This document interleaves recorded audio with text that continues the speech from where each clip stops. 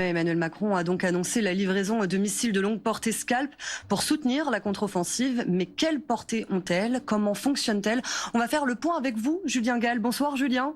Pouvez-vous nous en dire plus sur ces missiles Scalp?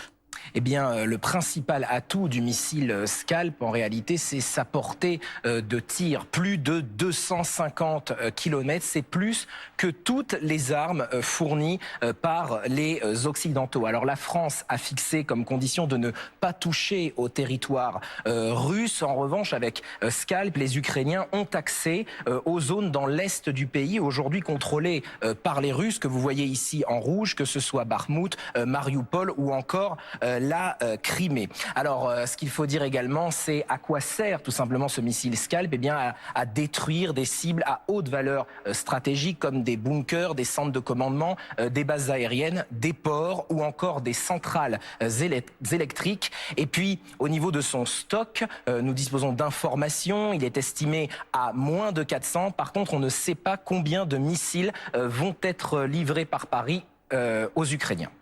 Et Julien, dès l'invasion de l'Ukraine par la Russie, la France n'a pas cessé de fournir à Kiev de l'armement, souvent pris d'ailleurs sur les stocks de ses armées. Pouvez-vous nous rappeler l'aide militaire apportée par Paris à l'Ukraine?